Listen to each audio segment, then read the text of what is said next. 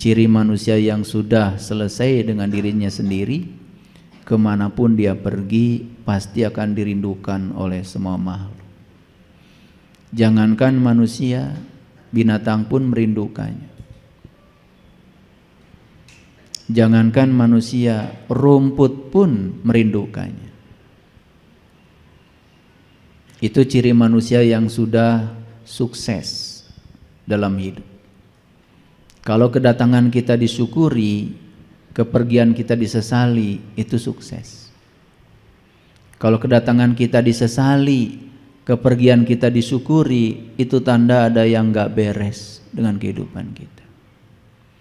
Kita pulang ke rumah saja, keluarga kita tidak rindu kita datang, ada yang gak beres. Malah ketika kita pergi dari rumah, keluarga kita malah sorak-sorai, pesta. Hayang buru-buru ini, kepergian kita disyukuri oleh keluarga kita yang terdekat saja, itu tanda ada yang gak beres hidup kita. Jadi ngukur kehidupan itu seperti itu. Indikatornya harus jelas, alat ukurnya harus jelas. Oleh karena itu, saya selalu mengajak kepada kita semua sebelum kajian, mari kita pancarkan cinta kasih kita, welas asih kita pada semua makhluk. Karena ciri manusia yang sudah menyatu dengan Dia yang Maha Welas Asih, tentu saja hidupnya penuh dengan welas asih.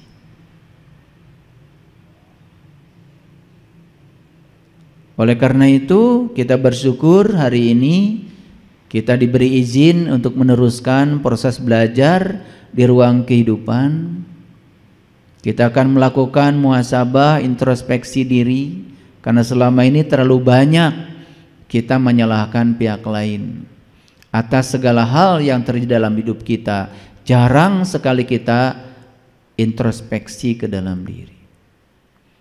Sampai hari ini kita masih menuntut agar orang lain mencintai kita. Bukan kita menuntut pada diri kita bagaimana kita mengungkapkan cinta kepada orang lain. Padahal hadiah dari mencintai ya dicintai. Kalau kita mengungkapkan cinta setiap saat, mana mungkin orang lain benci pada kita. Kalau kita mengungkapkan cinta pada orang lain setiap saat, mana mungkin orang lain tiba-tiba marah sama kita.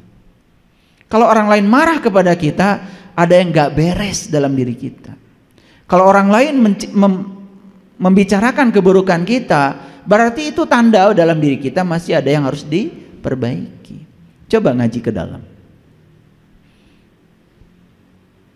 Dan kita akan teruskan proses belajar ini hari ini. Oleh karena itu, kita puji Allah bersama-sama membaca hamdalah. Alhamdulillahirabbil alamin. Mari kita sapa asma Allah dengan kelembutan dan cinta. Semoga Allah membukakan pintu pikiran kita, pintu kolbu kita, sehingga kita bisa selalu eling dan waspada, sadar dan mawas diri dalam kehidupan ini. Kita bacakan basmalah. Bismillahirrahmanirrahim. Sudah tahu nggak ukuran bumi ini seberapa besar? Diameter bumi itu berapa kilometer? Tahu nggak? Tuh. Bumi tempat kita berpijak saja kita nggak kenal. Diameternya bumi ini itu adalah 2 kali 67.000 kilometer diameternya. Jadi jari-jari bumi itu sekitar 67.000 kilometer, jari-jarinya itu bumi. Besar apa kecil? Besar. Tapi bumi yang kita anggap besar oleh kita ini, kalau dibandingkan dengan sistem astronomi yang ada di semesta ini, tidak ada apa-apanya. Bumi yang kita anggap besar ini hanya debu kecil yang terapung-apung di ruang kosong ini. Bumi kita ini sekarang, dia itu mengalami proses rotasi, berotasi. Tetapi luar biasanya, ketika bumi ini berotasi, kita tidak merasakan apa-apa. Di samping bumi ini berotasi, bumi ini juga mengalami revolusi. Dan kita sama sekali tidak merasakan apa-apa. Jadi kalau dibayangkan bumi ini adalah pesawat raksasa yang sedang memuat sekitar 8 miliar penduduk bumi sekarang. Dan yang luar biasanya, semua penduduk bumi sekarang tidak merasa berotasi, tidak juga merasa berevolusi. Demikianlah Sang Maha Lembut memberikan kenyamanan kepada kita. Sepeda motor kecil, bergerak, dan apapun yang bergerak biasanya menimbulkan kebisingan, ribut suaranya. Sampai hari ini saya sudah hidup 56 tahun, sudah belajar tentang bumi, sudah belajar tentang gravitasi, sudah belajar hukum-hukum alam, hukum Newton, hukum Kepler, hukum Galileo, macam-macam hukum sudah saya pelajari. Sampai detik ini saya belum pernah mendengarkan suara bumi berputar.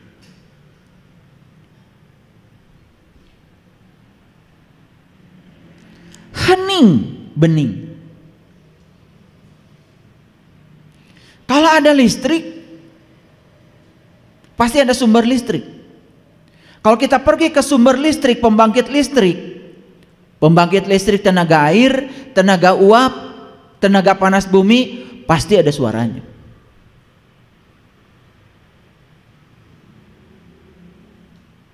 Apalagi pembangkit listrik tenaga diesel, pasti kalau ada suatu mesin mengubah bahan bakar menjadi panas, itu pasti ada suaranya. Tetapi matahari bersinar memancarkan cahaya ke bumi ini, gak ada suaranya. Hening, bening. Terlalu banyak sebetulnya pelajar yang kita lewatkan dari semesta ini. Ternyata semua keindahan di semesta ini tercipta dalam keheningan dan kebeningan. Lucu sekali. Manusia itu kok senangnya ribut. Kalau nggak ribut itu rasanya nggak rame. Lihat pohon pisang. Dari sejak kita tanam, nggak ada suaranya. Dia tumbuh dalam keheningan, tumbuh dalam kebeningan. Jadilah pohon yang anggun, yang indah. Tidak cukup sampai di situ, ketika sudah dewasa, dia mengeluarkan jantung pisang. Berkembang menjadi buah pisang. Dari muda sampai tua, diurus itu pisang. Setelah matang, tua, semua buahnya dipersembahkan buat manusia. Dan pisang tidak pernah berteriak-teriak bahwa saya sudah nyumbang buah pisang pada manusia. Gak ada pernah. Gak pernah. Dia dalam keheningan, dalam kebeningan menciptakan keindahan. Bunga, coba di rumah kita ada bunga. Hening, bening, tumbuh. Tahu-tahu besok sudah mengeluarkan bunga. Besok lagi sudah mengeluarkan warna-warni. Ada yang merah, ada yang ungu, ada yang biru. Luar biasa. Semua tercipta dalam keheningan, dalam kebeningan. Jadi kalau kita belajar dari semesta, ternyata dalam keheningan, dalam kebeningan, disitulah tercipta yang namanya keindahan. Jadi belajar dari semesta, kalau kita ingin menciptakan keindahan, maka belajar hening, belajar bening. Apa yang harus kita heningkan dan beningkan? Terutama hening dan beningnya ini. Pikiran.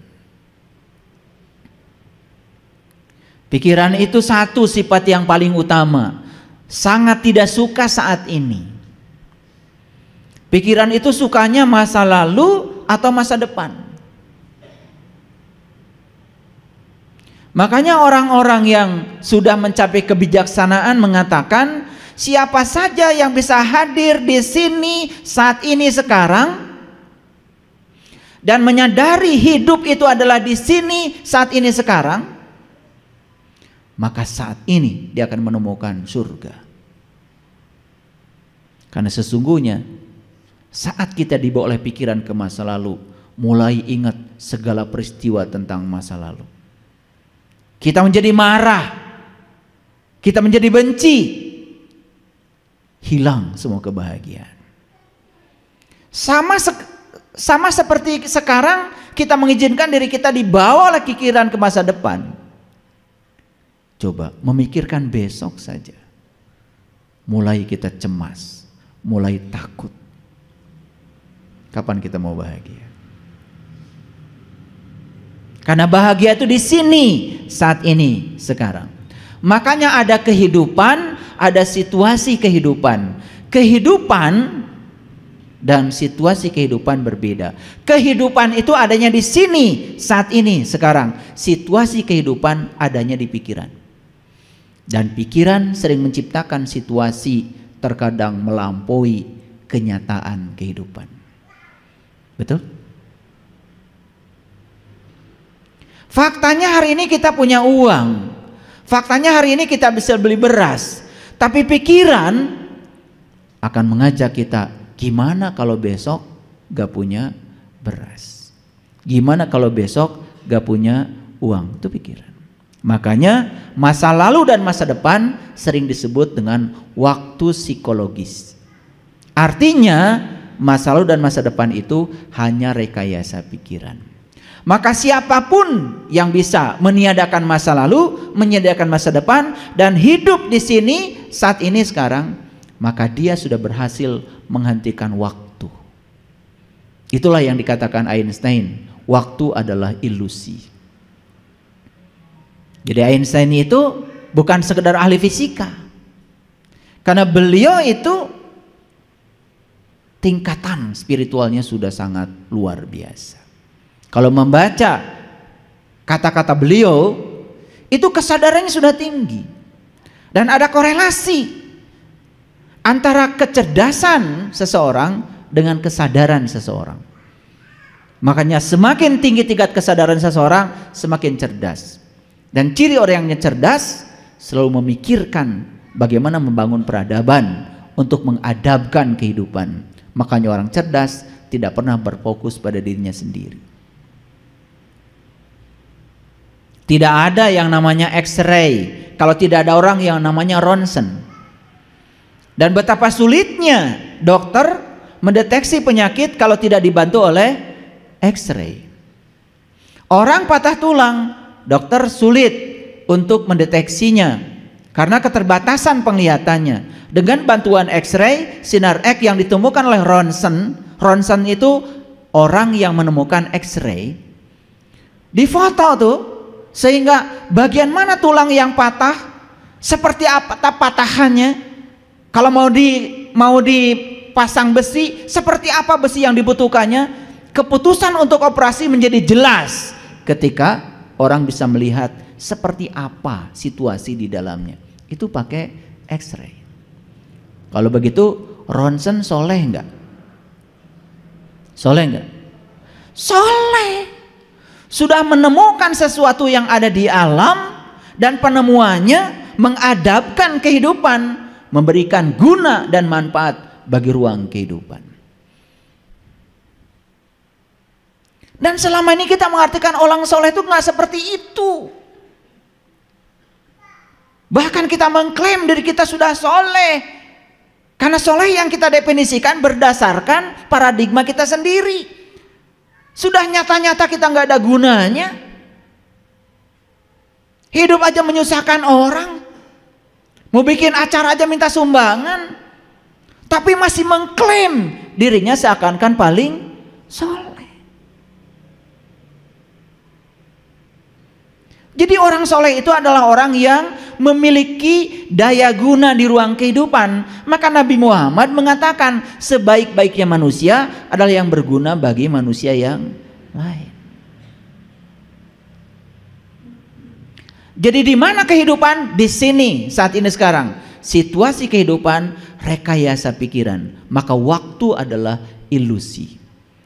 Makanya belajar kesadaran sebetulnya kita belajar menghentikan waktu.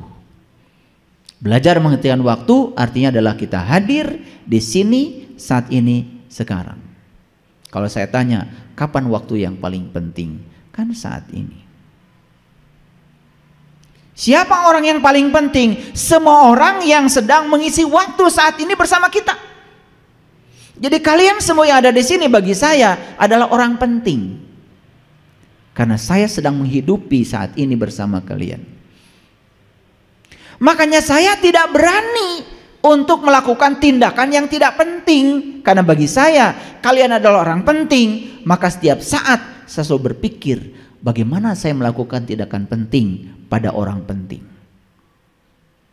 Kalau kita sadar bahwa saat ini adalah penting, maka kita akan selalu melakukan tindakan penting pada orang penting. Maka kita tidak mungkin menghambur-hamburkan waktu untuk sesuatu yang tidak penting. Itulah yang dikatakan di Quran, demi waktu sesungguhnya manusia itu rugi, kecuali orang yang beriman, beramal soleh, dan senantiasa saling mengingatkan dalam kesabaran dan kebenaran.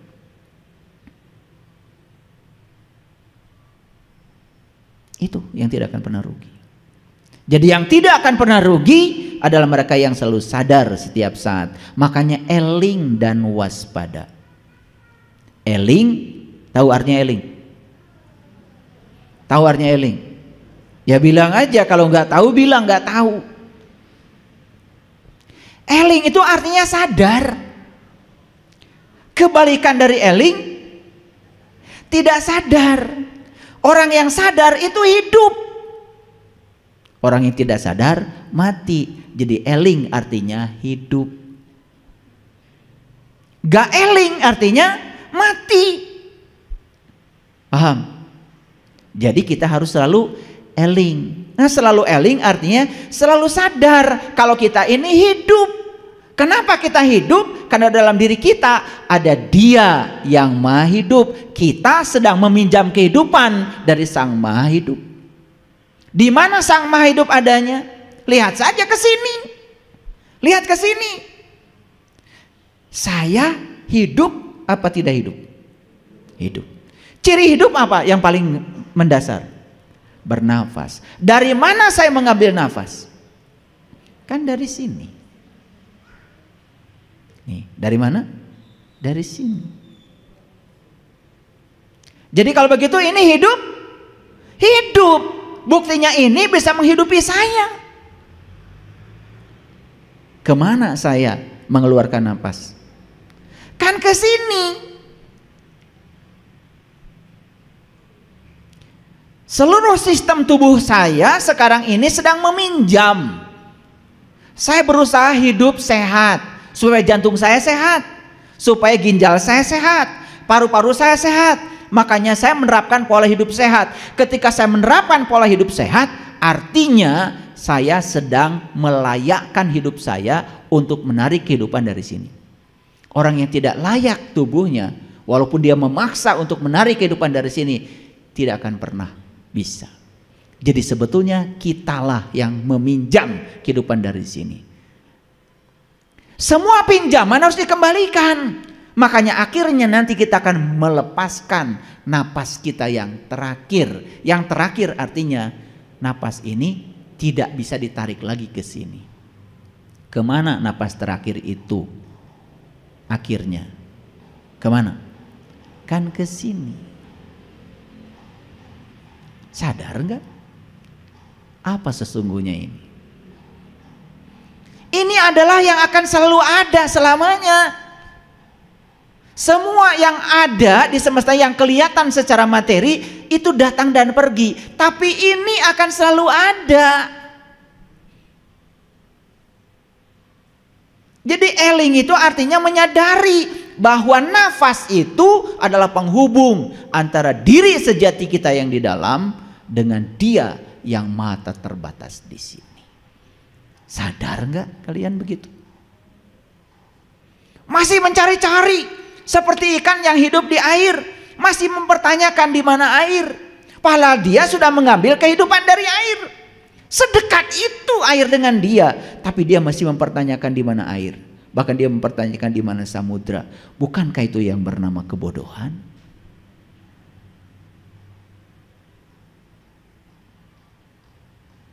Tahu itu di situ. Kalau kita menyatu dengan Dia yang maha hidup, dan yang maha hidup juga menyatu dengan diri kita, apa yang harus kita cemaskan dalam hidup? Menghina Allah itu, ragu saja tentang hari esok sudah cukup. Tidak usah menginjak-injak kitab sucinya. Sementara kita membiasakan diri mang-mang, ragu, tidak yakin. Itu yang akan terjadi. Semua yang kita ciptakan di pikiran kita, itu yang akan menjadi realitas. Jadi jangan menolak apapun yang sedang terjadi dalam kehidupan, karena kita yang mengundangnya. Tetapi kita tidak bertanggung jawab ketika sang yang diundang itu datang. Itulah kita. Semua yang sedang kita jalani dalam kehidupan sekarang hanya sedang mengingatkan apa yang pernah kau tanam di masa lalu. Itu saja. Kenapa kita menolaknya? Lucu ya manusia. Jadi oleh karena itu, maka kita harus hijrah. Harus melakukan suatu perubahan yang mendasar. Karena kita ini kadang-kadang lucu, ingin bahagia tapi tidak pernah mengerti bahagia itu apa. Apalagi cara untuk bahagia tidak mengerti. Saya berulang kali mengatakan bahagia itu persis seperti kita menyapu rumah. Kalau kita menyapu rumah, pasti mencari yang kotor, bukan mencari yang bersih. Singkirkan semua yang kotor, sisanya bersih. Jadi bersih itu adalah sifat alami dari semesta. Ketika kotornya disingkirkan, kan sisanya bersih. Bahagia itu begitu, singkirkan semua penghalang yang menyebabkan kita tidak bahagia, bahagia akan datang dengan sendirinya. Tugas kita cuma menyingkirkan penghalangnya saja.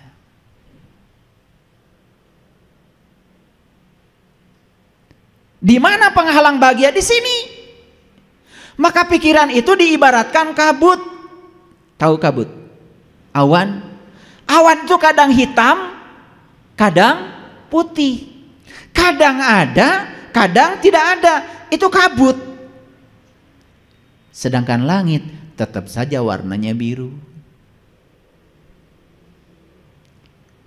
Langit tetap saja biru, awannya mau putih, awannya mau hitam, langit tetap saja warna biru.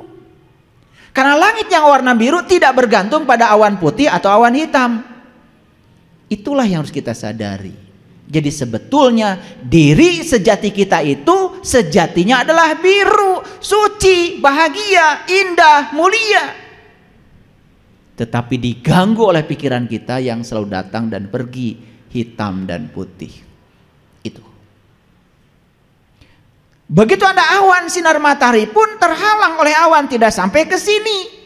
Akibatnya proses fotosintesa terganggu karena ada penghalang yang bernama awan. Singkirkan awannya, sinar matahari sampai di sini. Jadi kalau ada yang bertanya sama saya, kenapa cahaya ilahi nggak sampai pada saya? Kenapa saya tetap seperti ini? Singkirkan aja penghalang-penghalang. Maka di Quran dikatakan fakashafna anka gidoaka pabarsarukal yaumal hadid. Pada hari ini aku singkapkan tirai yang menutupi pandangan batinmu sehingga penglihatan menjadi amat tajam. Tirai itu adalah penghalang. Jadi sebetulnya kita semua tuh sekarang sedang bertirai, ada penghalang. Singkirkan penghalangnya. Gimana caranya? Itulah harus belajar gimana caranya. Makanya para nabi, para rasul itu datang ke semesta itu tugas utamanya adalah membantu kita untuk menyingkirkan tirai itu, kabut itu. Begitu kita mengidentifikasi diri kita sebagai pikiran, maka kita akan terjebak hitam putih, benar salah, senang tidak senang. Itulah sumber ketidakbahagiaan. Lampaui itu, maka kita akan bahagia. Maka diri sejati kita adalah langit biru, bukan awan putih, bukan awan hitam. Selama ini kenapa kalian tidak bahagia? Karena kalian menganggap diri kalian itu adalah awan. Kadang putih, kadang hitam, kadang ada, kadang tidak ada. Itulah yang disebut dengan dualitas. Makanya di Quran Allah mengatakan, tidakkah engkau mencoba jalan mendaki? Mendaki kemana? Ke atas, menuju pada ketinggian. Mendaki artinya adalah meningkatkan kesadaran. Itu baru eling tadi tuh. Yang kedua, waspada. Tahu artinya waspada? Waspada, hati-hati. Waspada itu sebenarnya adalah mawas diri. Kalau kita sudah sadar, pasti akan mawas diri. Tahu diri, itu namanya mawas diri. Nah, kebanyakan manusia kehilangan ya fitrahnya harus tahu diri. Makanya akibatnya dia menjadi orang yang tidak tahu diri. Kalau tidak tahu diri, ya sudah, dia kehilangan dirinya. Maka hidupnya terseok-seok menjadi orang lain. Akibatnya apa? Kita sering sekali berubah dengan apa kata orang tentang diri kita. Betul apa tidak? Betul apa tidak? Iya, bahkan beragama pun ngikutin apa kata orang saja. Karena saya beragama yang penting ngikutin kebanyakan orang. Walaupun gak ngerti ya dilakonin saja. Walaupun tidak berubah akhlaknya tetap saja dilakoni. Ya, bukan agama yang salah. Tentu saja praktek beragama kita dan cara kita memahami agama itu yang harus dirubah. Makanya topik kita hari ini adalah kehidupan akan menghadiahkan pertemuan baru jika berani mengatakan selamat tinggal. Ulangi, kehidupan akan menghadiahkan pertemuan baru jika kita berani mengatakan selamat tinggal. Biasanya kita mengatakan selamat tinggal pada siapa? Pada yang lama, bukan? Betul? Berani mengucapkan selamat tinggal pada yang lama? Berani? Yuk, sekarang saya akan menumbuhkan keberanian untuk mengatakan selamat tinggal kepada yang lama, supaya kita menemukan yang baru. Sejatinya hidup kita itu harusnya baru terus. Karena apa? Tubuh kita yang hari ini bangun itu sudah tubuh yang baru. Tubuh kita yang hari ini sudah berbeda dengan tubuh yang kemarin. Jumlah sel yang hidup dalam tubuh saya kemarin dengan hari ini udah berbeda. Satu hari bertambah umur saya itu sudah ada kematian 17 miliar sel dalam tubuh saya sehari. Jadi menurut riset neuroscience, dalam sehari sel yang mati itu 17 miliar. Dari sekitar 100 triliun sel. Jadi kalau hari ini saya bangun, saya melihat secara kasat mata ini saya yang kemarin. Bukan. Hari ini adalah saya yang hari ini, saya yang baru. Oleh karena itu, saya yang hari ini, saya yang baru ini harus punya kesadaran baru. Itulah pentingnya kita hijrah dan mengucapkan selamat tinggal kepada segala sesuatu yang membuat kita tidak maju-maju.